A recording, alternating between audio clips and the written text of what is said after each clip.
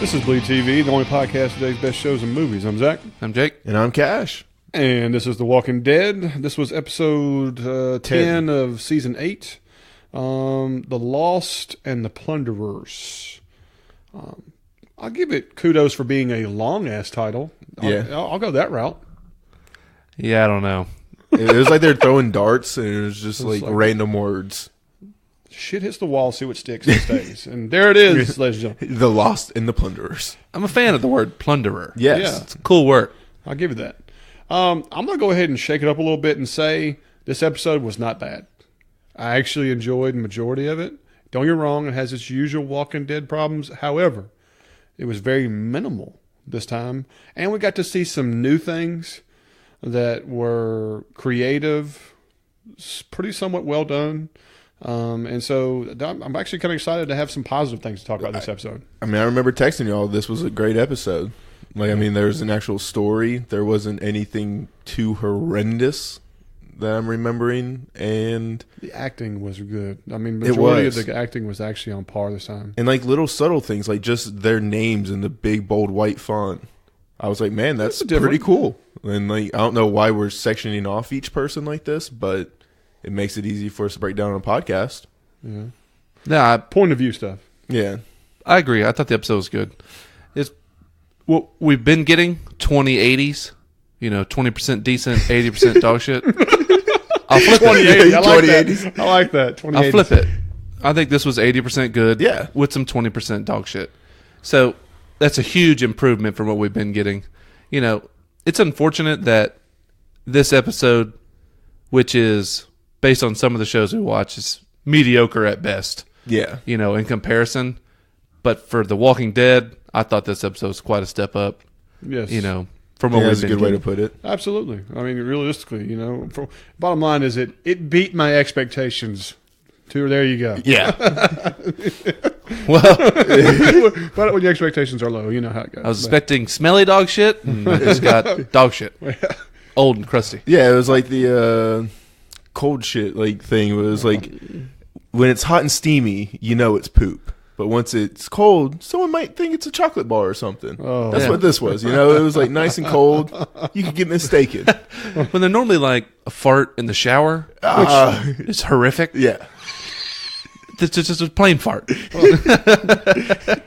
We're going to get into the episode now because we're derailed again. All right. So the episode, let's go character by character, just as the show did. The first one they go to is Michonne, and we get to this is the graveside service of Rick and Michonne at Carl, and we have the wooden cross, which is basically two tree limbs that have been shaped into a cross and tied together, stuck in the ground. Rick comes by and puts the gun on the cross. Now this is one of those moments where details kill. He takes that gun and he slides it all the way over to the middle, so it's like touching the main support of the cross. Okay. Yes. So Michonne's in the background, and she decides to walk away, and she's over there slicing heads off of walkers. Cool. To me, that's actually a good detail, that they're not just getting to have this moment with walkers meandering around like they're just oblivious. They're just sitting here. No, they just got to dig a 6-foot grave with walkers. So, I mean, I appreciated this detail. Then it shows a scene of Rick kneel down to get really close to the cross, right? Mm-hmm. By this time, the gun has moved completely out to the edge of the cross. Like it's barely hanging barely on. hanging Like on. a small wind is knocking this thing off the cross. I was just kind of like, you took 3 seconds to show Rick literally slide this awesome silenced, semi-automatic handgun. Dibs. Yeah, Dibs, exactly. All the way over to put on the cross. Okay. And then for it to magically reappear next to him at the end of the shot. I have a guess that why they did this is that the way they wanted to shoot Rick next to the cross, it would be hard to get the gun in frame without the stick being across in his way. I don't know, maybe, but it was just a slight detail I noticed. And I know this is kind of homage to like early comic book with the cross and Shane and all that kind of stuff. They even talked about it in Talking Dead. But if you're worried about it, then just don't slide it all the way down. Like it was Right. an easy thing to just not do. Right. as much as this was supposed to be the Michonne focus, I thought this was heavy Rick. Oh, it was very heavy Rick. Well, you know, until like once we left the grave. When we left the gravesite, then Michonne went over to the door to try to close it, and it doesn't close. And she watches a walker's cheek get caught by the metal bar gruesome. And just take his face off. Dude, they blew their entire load on practical effects this episode. Oh, not only that, this was one of the first episodes where this was like true dive into CG. Ton of CG in this. How glorious were the head strikes she was making? You know, when the first one gets stuck and she just starts stabbing them through, I'm like, dude, these look really good. Yes. Looks fantastic. And normally that looks like the red fake blood and stuff like that. I'm like, you know, the CG blood has never looked that good. But this was pretty solid. No, all these walkers that were stuck at the door was impressive. It really, really was. You know, I had no issue with this. I love how they were all kind of jammed right there. One, you know, them the couple being dead in the front blocked the rest, so it was just like, you know, a bottleneck. I mean, I loved it. The face tearing off on the first one was just epic to me. I mean, just back to back, we had the guts last episode, and then now we have the face peeling this episode. Like, if we get a third one next week, yeah, well, I mean, I don't even know what it is. You're happy you see something new and original. That's the thing that this show struggles with, is that you constantly feel like they're recycling the same things over and over again. You see Michonne go back to the house, and they see the handprints on the deck, and she cries, and it's tough. That's a pretty cool little effect. Go inside, we get a backpack, and she's like, we got to go.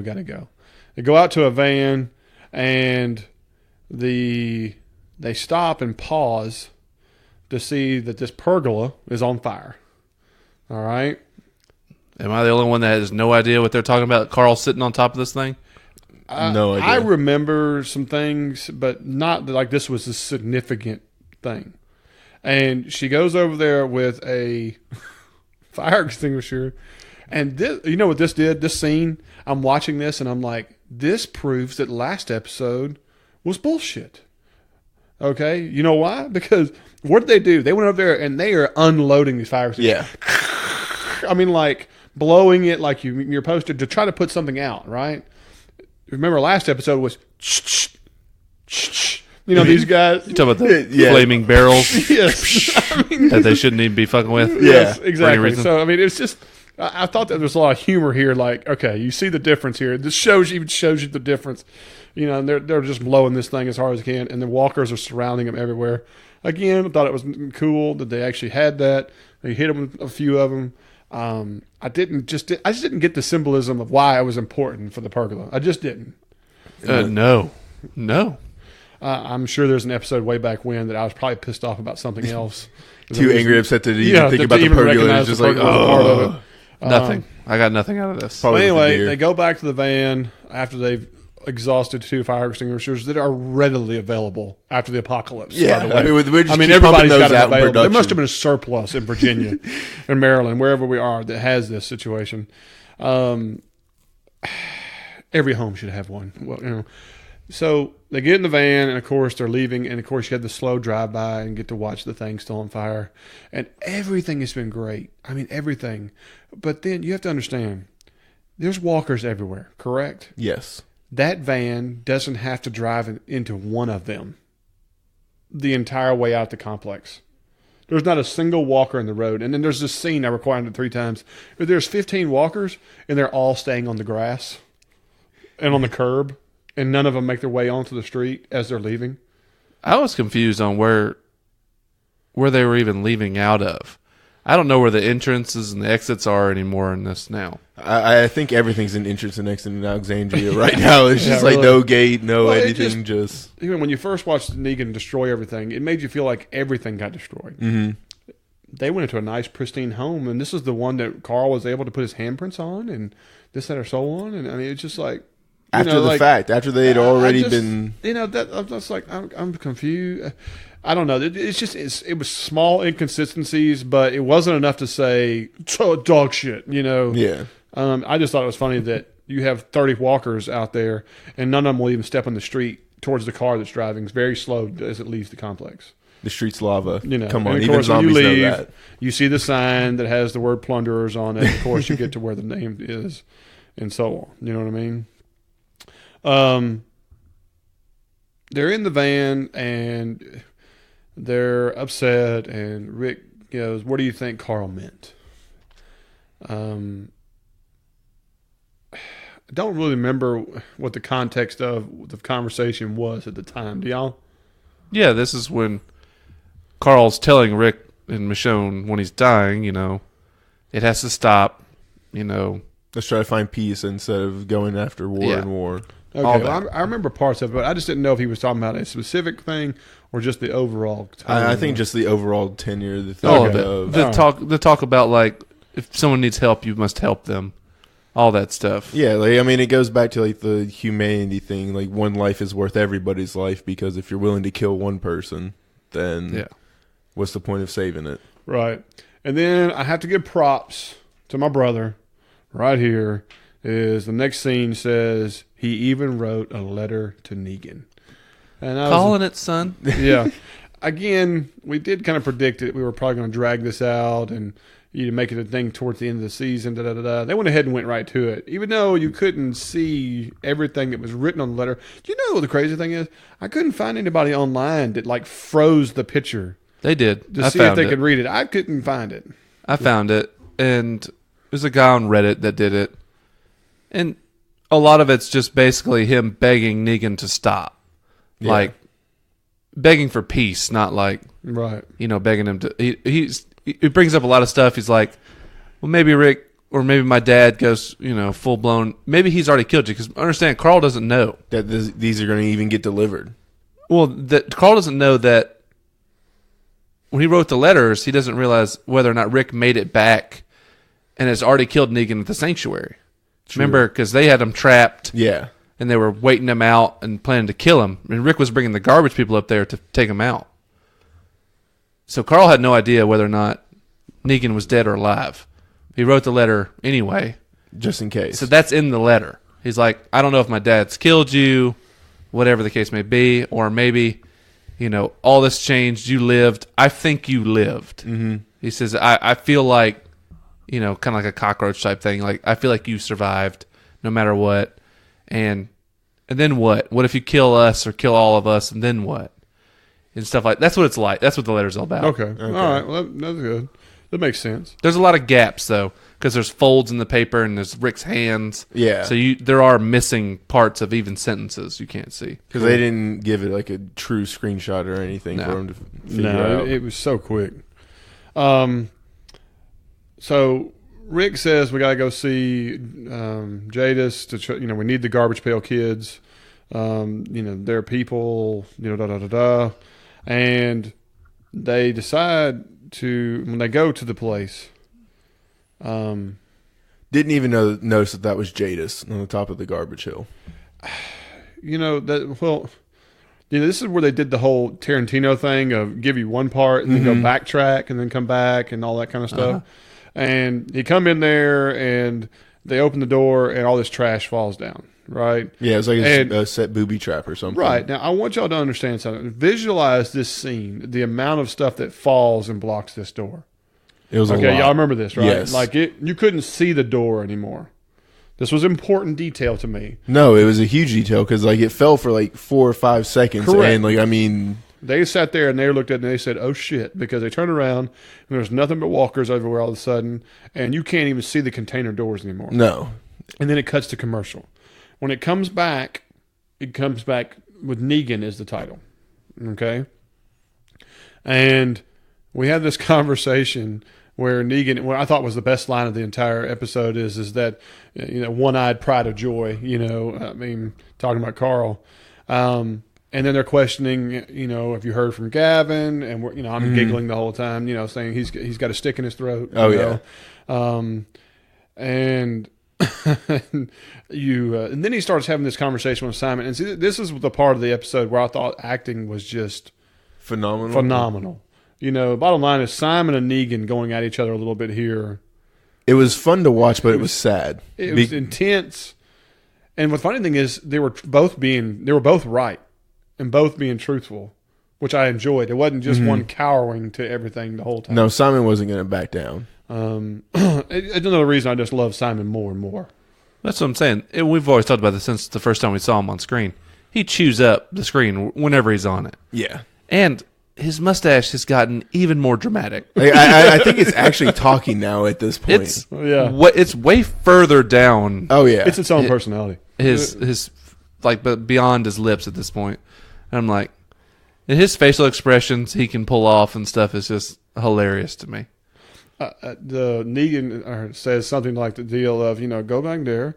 If they're not getting it, make sure they understand that they might have to suck a barrel to get it. That I'm just like, what a line, But then like Simon's right back at him. Sometimes they don't get it, and you got to scrape off the plate and start over.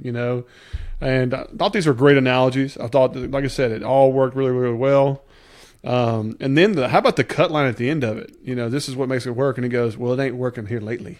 Yeah. And I was like, Simon's balls. I was like, mic drop, Simon was just kneecapping Negan the entire argument. Exactly. And I thought that was really, really good. Then, of course, we get the Dean delivery, the box that comes in. Mm-hmm. What do y'all think about the nail gun charged and ready to go for you to handle it, Negan? To be honest with you, I don't know why it took so many nails. Yeah. Frustration. Because, you hear the thing still moving around in there every time he shoots it. True. I'm like, we've seen. Maybe it was finish nails. Those are very small diameter. No, you saw that nail gun. Yeah. That thing was serious business.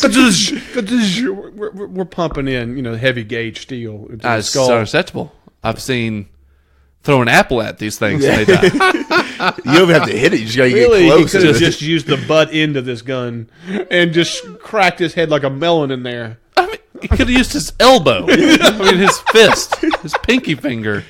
These things are goo immediately. Could have Kung Pao'd it, missed the punch. He's and then in this box just decomposing in a hot, This is the perfect recipe for a gelatin body in there. One false move and just... It's like, it's pretty humid in here.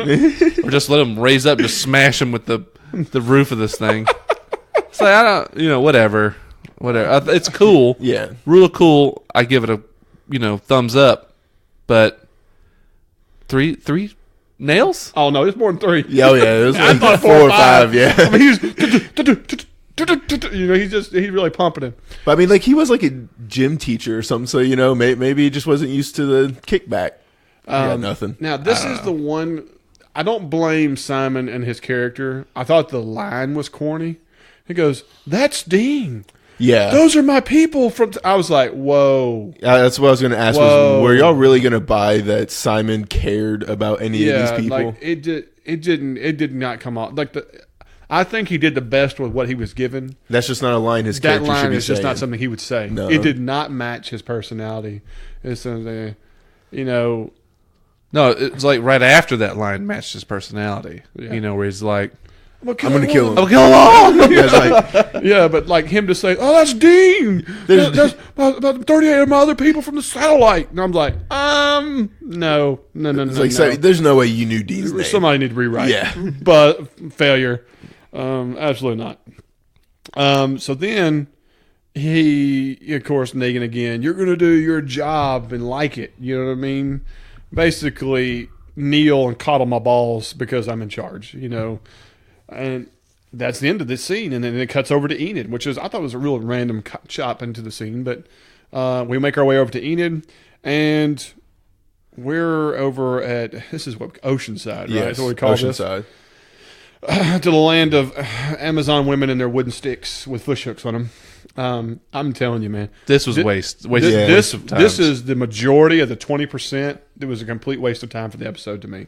Yeah. They get handcuffed over to a radiator in this house. Same place Tara was put. Right. Yep. Well, she got herself killed. I'd have done it again. You don't want this on your conscience. You kill us. People will come back for us to kill y'all because you kill. I'm just like, wah, wah, wah. I mean, this entire scenario. I mean, I thought it was Aaron and Enid was a complete waste. Yeah. I thought it was at least going to end with us getting someone from Oceanside, literally anybody.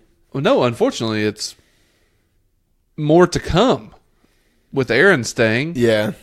It's like, what, now we're going to have episodes full of Aaron trying to convince these girls? And, you leave the guy, since, they have such a strong track history of wanting men. Well, they can't be Enid. She's like, Grandma got herself killed. Yeah, well, yeah. Really. And Say something else, and you get the wooden spear. And she doesn't know that Carl's dead yet, right? No. And so again, tell me what these scenes, what purpose this has. I mean, yes, it might be filler for the future or so on, but it just makes no practical sense. It really just doesn't. I mean, whatsoever. Then, this is something else that bothered me about this. We're just blowing through this little area because I just don't even want to talk about these be gone with sticks this. and everything they're talking about. Then all of a sudden, it cuts away to Simon back at the Garbage Pail Kid people. Now, there was no change of the name. There was no Simon point of view or nothing. It literally just went to a different part of the story. I thought that was kind of strange that we didn't... Simon got his own title. I don't remember the... I do. I remember it. Simon was after... Was it coming out of commercial break? Simon was the second one. No, I got it in order here. It's Michonne, Negan, then Enid. And then the very next scene is Simon going... After Enid and Aaron separate in the woods, the next scene is Simon visiting the Garbage Pail Kids. So maybe I just missed the Simon part of the... You must have... I remember seeing it. Okay, well, Simon has that makes me feel better. Simon's as the Garbage Pail Kids with his 15 people with the rifles. And he comes in. Now, he's been given instructions to kill one and only one. You know, so I'm telling myself the whole time, yeah, that shit ain't happening. No. He's going to do something. And he gets there and he's like, I just need an apology and I need to feel the remorse and da-da-da. Great lines. I just love his acting. Dude, this guy crushes it. Oh. Another guy, just like writing for Eugene, they love writing lines for this dude. Because they know he's going to deliver. Oh, he's all over it. And he's like, Feel free to pull out whatever notes you've taken. You prepared for the situation. Jadis is like, we deliver, you miss. Yeah. I was like, oh, good little turn. I was like, this was like a very great answer. It's like, we delivered them to front door. I was like, well, technically. Like, bullshit. It's like he paused on it, so he was like, not even a subtle cuss word, just straight up hollering, So it goes, Negan has graciously decided to go ahead and forego this. And his facial expression is doing this. Oh, yeah. This is where, I'm time. suckling how good he's doing here. Oh, he is seething on the inside. Yes, and... What a lucky break. Really, it's a hell of a deal. I'm having a hard time swallowing what I'm saying. And he goes, but no guns. And, you got to give up your weapons, da-da-da-da. What if we get hurt? What? You give us a little ring? We run right over? Clean it all up for you. I was like, with that kind of grade A service, why do we need guns, Simon? And so she agrees to it, even though a couple of people complain. And then he goes, about that apology, da-da-da. And I'm just not feeling the remorse. Yeah, and so he just greases the old naked fogey, just shoots him smoke in the chest right there. Creepiest guy in the show. Just... Yeah, well, his time was overdue. Yeah. And I was like, oh, he's not done. There's just no way. No. And so, of course, I'm just not really feeling the remorse. Bang! Shoots old girl and drops her like a drop, Which sprays Jadis in the face somehow. Yeah, like she had all over her. Just covered. Jadis is facing Simon. This older chick is behind Jadis. Mm-hmm. She gets shot in the chest. Somehow that sprays all over Jadis' face. Not only that, it just, that's the thing about, was it squibs, the phony fake gunshots that are so on, to make them look dramatic. Your blood shoots out, which is completely false of reality. Oh yeah, it's the entry wound, which is nothing. It's the exit wound. Only exits. Yeah. Explosion of blood and this, that, or so on. It's not like we're watching Total Recall, where every bullet impact is like watching a small grenade come off the body. Yeah. But that's not even the worst part. Jadis' punch is the worst part. What the atrocity the of lack of the it looked like a fist push. It looked like a Phillip Rivers throw, just like. Hey, I'll give Jadis more credit than that. All right, and the fact it put Simon on the ground, unacceptable. With a little bit of a bloody. Yeah. Like, I mean, he came up I was bleeding. like, Nope. No. Sorry. I was like, I've seen Daryl try this technique. I don't quite remember how it ended. I don't think it turned out well. These are artsy people, So before we get to finish this right there, in his conversation, he talks about, the painting, about this, and then he goes, I want to know what y'all are doing out here in this, this dump. What is it with the solar panels and the helipad back there? Yeah. Now, our one of our new fans, and one of the guy I've been having a conversation with like that is Mr. Grillo.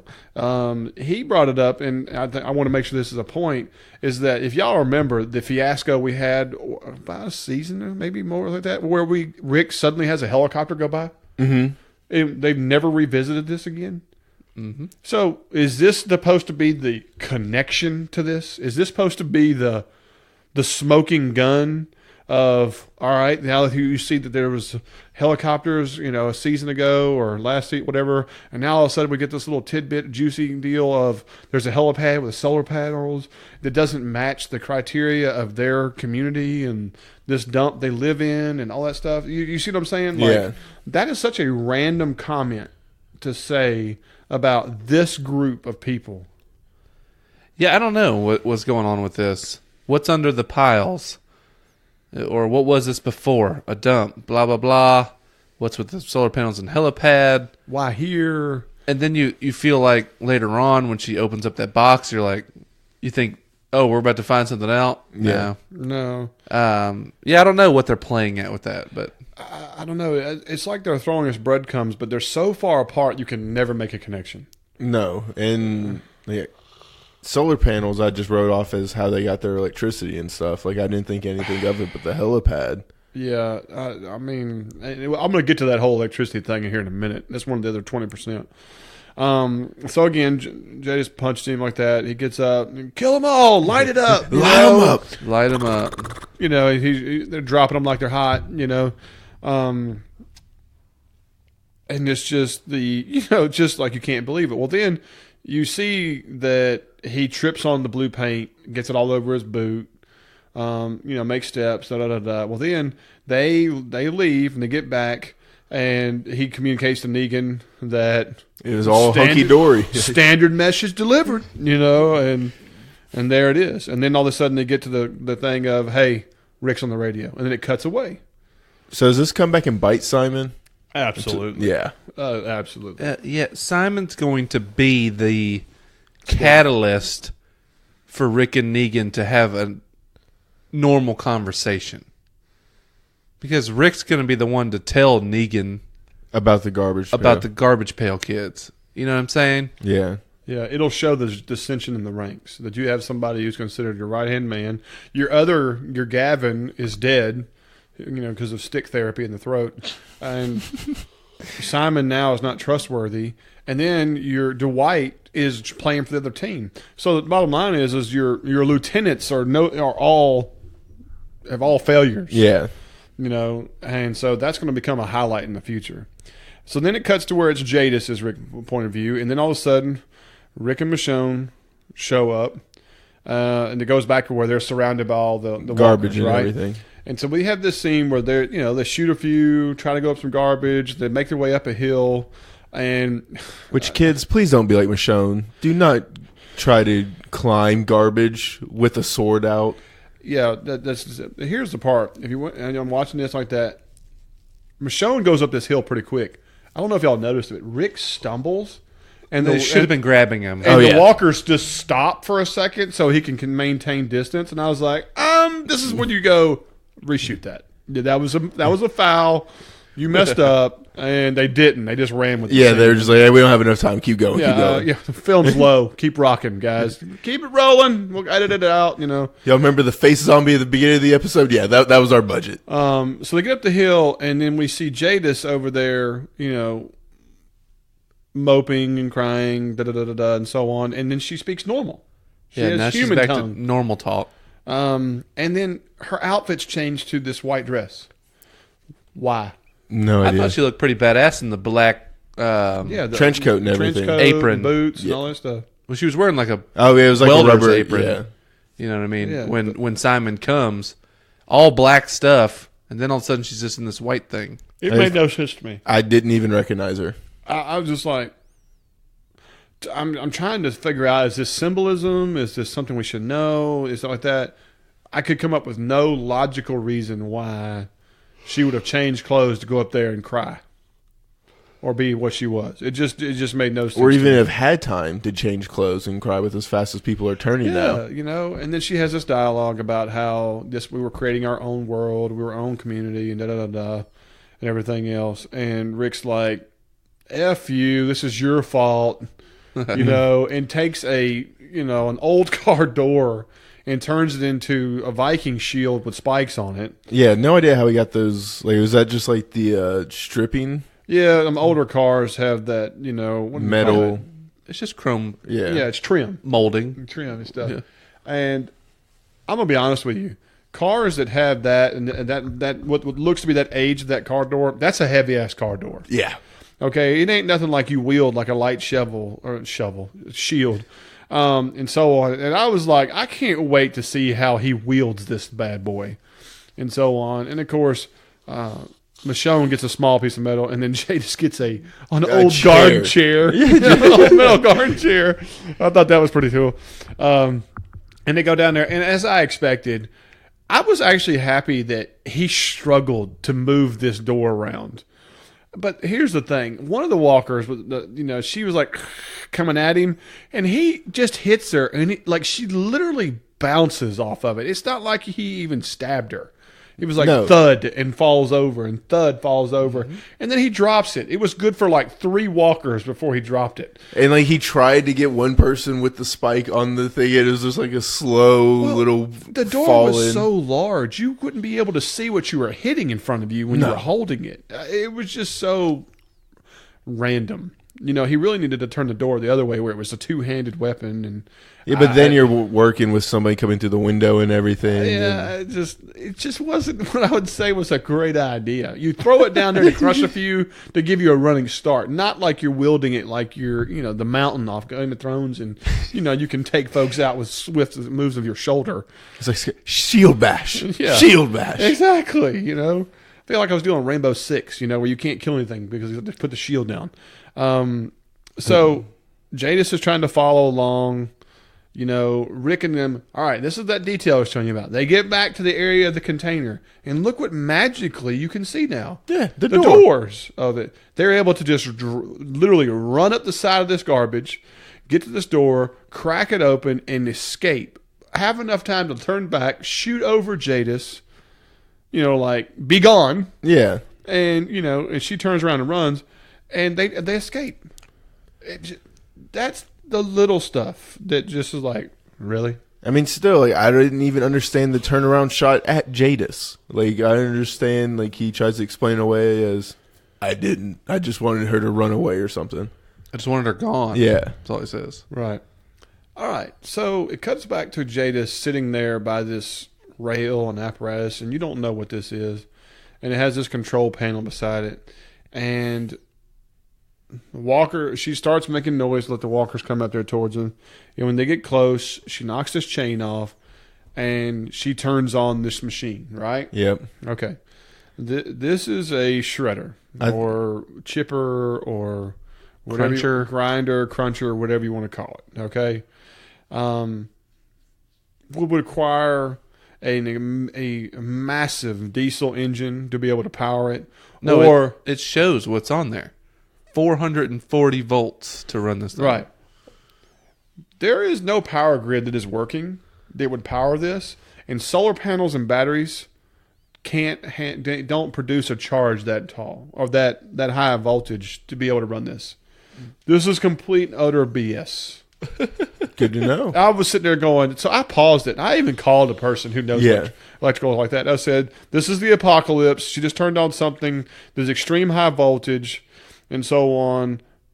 What would have to power it? And it goes, a major power grid or power source like that. So you'd have a commercial line or a really large diesel engine or a series of diesel engines to be able to handle the torque that is needed for those things to do what it was doing. Especially continuously, how grinding. Right. And I said, all we've heard is solar panels, batteries, and this thing. And he's like, complete bullshit. And I was like, that's what I thought.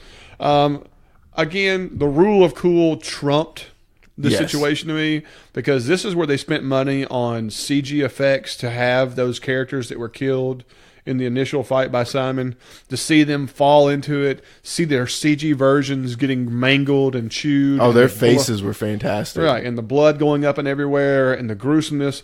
Thought that was awesome. I thought the chili sauce that came out afterwards, that was the human muck, everything was like...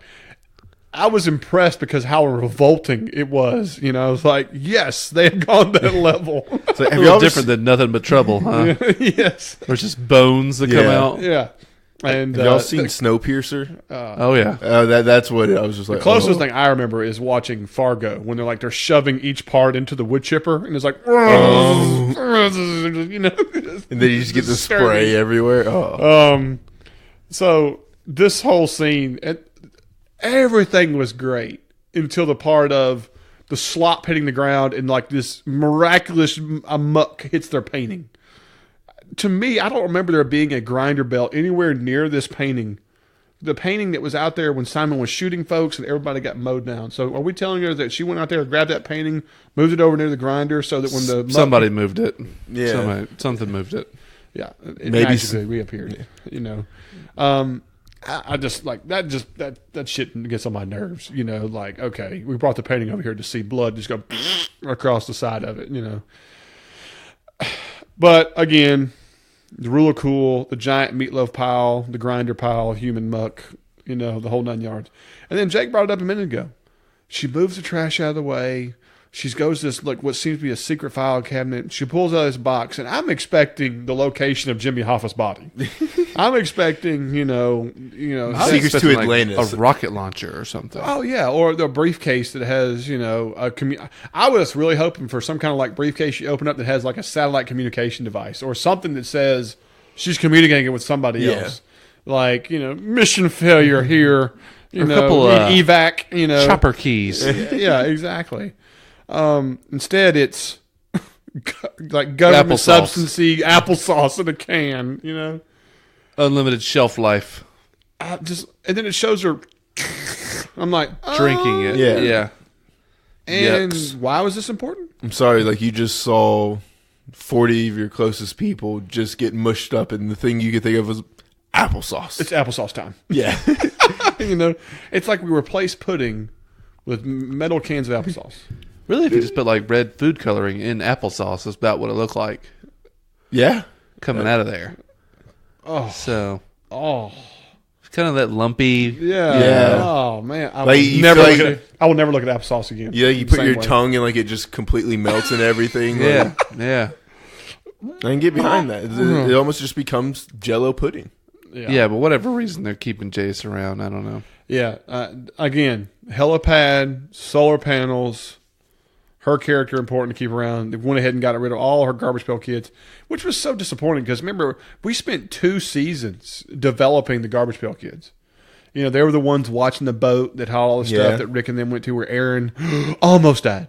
And they were the mysterious little boots that was following, and then they're the ones that kept creeping up on Alexandria, and then they finally did meet them to become turncoats, and then they were turncoats again. But I mean, at least it was a worthwhile death for all of them. It's better than I can say Oceanside. Let's put it that way. They got a traitor's death. Yeah. Grinded to a pole. And so on. So it goes to the last person, which is Rick. We're driving away with and he says, Carl's been talking to us. We have a choice in life, and I shot above her head. I didn't want her, da-da-da. And he goes, I just need a second. So he takes the letters out there to the hill with the radio, walkie-talkie, and he reads Negan's letter, like you said. We talked about it. And then he gets on the radio and goes, give me Negan, Greatest radios known to man. I've used radios my entire life, and I use radios daily at work. And I've never gotten this kind of I want to know where they got these mugs. What shop, what Radio Shack in the 90s was selling these junts that could go miles down the road? These sick Motorola's. Yeah, I mean, it was like the Boost Mobile or something. It's Cobras. What you didn't know is Michelle was actually holding a massive antenna over at the van to make it work. Rick, hold this in your fillings. Oh, we need more aluminum foil. And so, basically, give me Negan, and the key to the conversation is that Carl's dead. Yeah, and then you see a leads really right off good the bat with it. Yeah, really good moment of Negan. It hitting him hard. It's what we thought it was. I mean, because like we asked it last week and everything. Will Negan will this affect him and everything? And I love the writing of "Was it us?" Just tell me this. Was it the grenades? Was it the grenades? Was it us? Yeah. Yeah, I thought this was really, really good. He sits down in the car. You can see him taking the emotional charge out of it and the whole 9 yards. The part I didn't really whole lot care for is that, Rick, this is your fault. This is all you. I was going to try to do it simple. You could have lived a good life under us and da. You can blame yourself. You're the father that couldn't protect your own kid and push him a little too far. It was pretty brutal. The part where he's like, not only are you a failure as a leader, but a failure as a father. It's like, man, that's pretty brutal. Yeah, and he was talking about Carl, like that kid was the future. I had plans for him. I mean, he was talking to about Carl like it was his kid. Well, he was talking to like the Carl, successor. He was talking to Carl like, I've been reading his comics, and that kid was the future. Yeah, and some jackass named Gimple made some decision, and now we're here, and you're the idiot that did what he said, and so basically he closes it with his "You have lost," and Rick just puts the radio down and sits on the hill and has his moment of, contemplation with the whole thing. Of course, the classic line, "Who's going to be next, Rick?" You are. Yeah. I want to kill you. This is all Rick has this moment. His moment of anger is just snappy one-liner returns. Yeah. Rick Tater has reemerged. Right. Not to your dad. You are. And like I said, it closes out with "You lost," and that's the wrap of the episode. It's a good middle of the road episode between things. I'm curious where we're gonna go with this moving forward. The previews kind of gave us a little bit about Eugene becoming a leader of a group and start making bullets, and the realization at the hilltop of things. And I think they even said that next episode is going to be heavy Aaron, heavy Gabriel, which to me does not sound very exciting. Somebody who's on his deathbed and somebody who's probably going to die because he didn't figure out you should have left. Yeah. Possible heavy Maggie too, though. Yeah. Maggie and that one prisoner that won't shut up. Yeah, the one that teases Morgan and everything. Yeah, so No, not that one. No. The one that's somebody who's actually sympathetic to everything going on. One that's nice to Maggie all the time. So I have to dare say I'm very concerned for next episode, based on what it looks like are going to be the primary characters going on. Because to me, the last time we saw Father Gabriel, he was essentially one dead. foot in the grave and the other one on a banana peel. Yeah. I'm just going to put it out there. I just don't see how he's a productive member of the next episode. Yeah. I mean, he's going to look like Carl, different shades of gray. This is 50 fever, bro. 50 shades of gray. 50 shades of Gabriel next episode. If he's anywhere near the gray of Carl. Yeah. Really. That is legit Sammy Sosa status then. I'm very, very concerned of where that's going to go. So we'll see. We'll very much so see. But, again, I like Jake said, it's an 80-20. I really enjoyed about 80% of it. 20% of it was and I hope they're able to continue this. I hope we're able to continue to see some of these really new, unique and creative things they put in there, as well as pretty decent writing and pretty decent acting with it. I just hate the occasional head slapping moment of, okay, who wrote that? And wow, did we really just say that? Simon MVP though. Oh yeah, there's no doubt. No doubt. Guys, what did y'all think? If you think we're on base with this and this was a good episode that rocked in the right direction, let us know. We'd love to hear from you guys. We can conversate with a lot of folks via social media, especially on Facebook and Twitter. We're at BleedTV Podcast, or you can look at the site for Zach BleedTV. Is kind of a personal connection. We also have our BleedTV Podcast at gmail.com. We do emails back and forth just to conversate. And if you got a thought, opinion, or anything like that, let us know. And if you got a minute to give us a positive review on iTunes, we'd love it. It always helps our podcast. But other than that, guys, I think we're just going to call it a night. This is BleedTV, and I'm Zach. I'm Jake. And I'm Cash. See y'all later.